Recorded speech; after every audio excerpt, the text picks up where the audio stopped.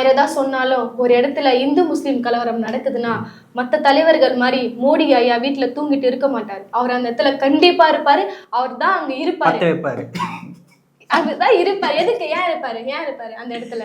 ஒண்ணும் இல்ல, அவன் எல்லாரையும் துரத்தி விட்டு தீவிரவாதி அப்படின்னு அவனுக்கு கூட அந்த பட்டத்தை சுட்டி நான் காப்பாத்திட்டேன், இந்துக்களை நான் காப்பாத்திட்டேன், இந்த சாதி ஓட்டுல எனக்கு தான் அப்படின்லாம் பேசுவாரு. இப்ப அதுக்காக தான் வந்து எஸ்ஆர்னு சொல்லிட்டு ஒண்ணு எல்லாம் ஏகப்பட்டது கொண்டு வந்தாரு. அது கொண்டு வந்து அவரோட பீகார் நாட்டுல வந்து அந்த ஹிந்திக்காரங்க ஹிந்துஸ் எல்லாம் வந்து எஸ்ஆர் பத்தி எடுத்தாங்களா இல்லையே தெரியல. ஆனா இந்த முஸ்லிம்ஸ் அப்புறம் தலித் மக்கள் இந்த மலைவாழ் மக்களை வந்து அந்த ஓட் லிஸ்ட் வந்து இவர் நீக்கிட்டாரு. இதுக்காக தான் எஸ்ஆர் கொண்டு வந்தாரு.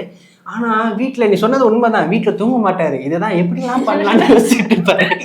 அடுத்தது பார்த்தோம்னா இது மாதிரிதான் கீழே இருந்து மக்கள் சங்கிகள்லாம் வந்து எங்க மோடி ஐயா தான் வந்து இந்துக்களின் கடவுளே மோடி தான். நெக்ஸ்ட் வந்து அயோத்தி கோவில் அடிச்சு கட்டினாங்கல்ல, நெக்ஸ்ட் வந்து மோடி ஐயா கோவில் உன்னை கட்டுவாங்க, நீ பாரு. இந்துக்களோட கடவுளே மாத்துருவாங்க இதுக்கப்புறம் மோடி தான் இந்துக்களோட ராஜ்யம் இதுன்னு சொல்லிட்டு நிறைய விஷயங்கள் நடந்துட்டு வந்து எனக்கு அவங்க அரசியல் ரீதியாகவும் சரி, ஏதாவது ஒரு படம் வந்தாலும் சரி, அதுல வந்து இந்துக்களோட மதத்தை வந்து ஹைலைட் பண்ணி காட்டுறது, அந்த உணர்வை தூண்டுறதுன்னு சொல்லிட்டு நிறைய டைரக்டர்ஸ் வச்சு பண்ற வேலையும் அவங்க நடந்துட்டு இருக்கு. அது மட்டும் இல்லாம இந்தியாக்குள்ளேயே நிறைய இடத்துல சுத்துறாரு. இந்தியாக்குள்ளயா? ஆமா, எங்கெல்லாம் மசூதி இருக்கோ அதெல்லாம் போறாரு. எதுக்கு தெரியுமா? அவர் போக மாட்டாரு.